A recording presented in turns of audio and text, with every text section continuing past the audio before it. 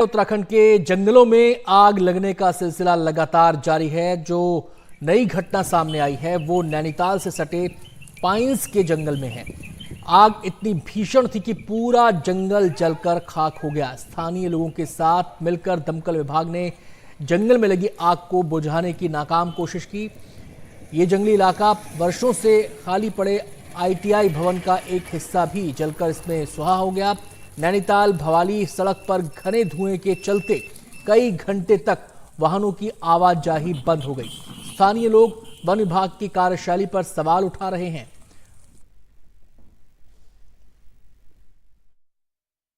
आज आग की कम से कम 7-8 घटनाएं हो गई हैं। फायर टेंडर जो है गेठिया और जूलीकोट की तरफ गए हैं। एक फायर टेंडर हमारा पाइंस में काम कर रहा है। मैं भी अपने और कर्मचारियों के साथ बीटिंग मेथड से बुझा रहे हैं। ट्रैफिक को हमने रोक रखा है क्योंकि हवा बहुत तेज है, बहुत गहरा धुआं है, कुछ दिखाई नहीं दे रहा है। तो एक घर में लगी है, बेसिकली उसको कंट्रोल करने की सोच रहे हैं हम सब।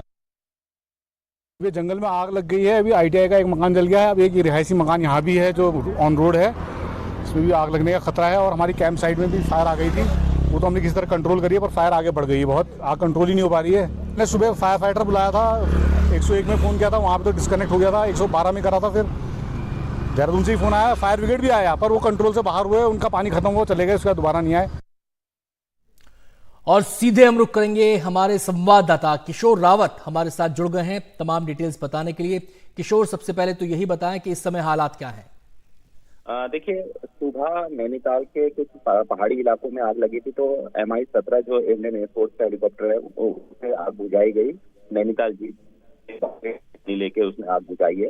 अब हल्द्वानी जो निचला इलाका है हल्द्वानी, वहाँ पे कुछ जंगलों में आग बताई जा रही है, और जो जहाँ पर फायर फाइटर्स नहीं पहुँच सकते या फॉरेस्ट विभाग के, तो वहाँ पर भी MI-17 से पानी भरा जाएगा और वहाँ पर आग बुझाई जाएगी।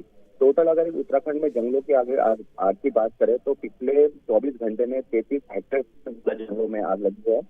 और फायर सीजन की अगर बात करें तो नवंबर 1 तारीख यानी 2023 से लेकर अब तक की अगर बात करें तो करीबन 478 आरक्षित वन जो हेक्टेयर है वो जल चुका है। क्योंकि बारिश नहीं हो रही है, ड्राई सीजन ज्यादा हो गया है।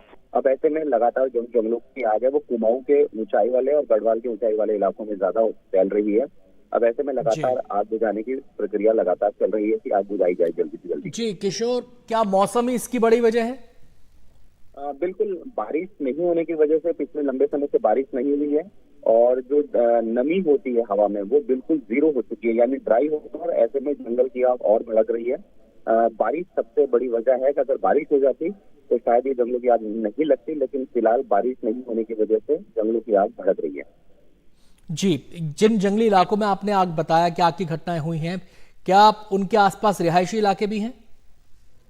कुछ जगहों पर रिहायशी इलाके हैं, लेकिन ज्यादातर जो जंगलों में आग लगी है ये ऊंचाई वाले क्षेत्रों में लगी है। वजह इसकी एक ये है कि एक तो बारिश नहीं हुई है, जंगल सूख गए हैं। दूसरा, जो चीड़ के जंगल है, चीड़ के जंगल बिल्कुल पेट्रोल की तरह उनमें लीसता होता है, बहुत तेज आग पकड़ते हैं। सबसे ज्यादा चीड़ के जो जंगल है वहां पर आग लगी हुई है। जी, बहुत बहुत शुक्रिया आपका किशोर इस पूरी जानकारी के लिए।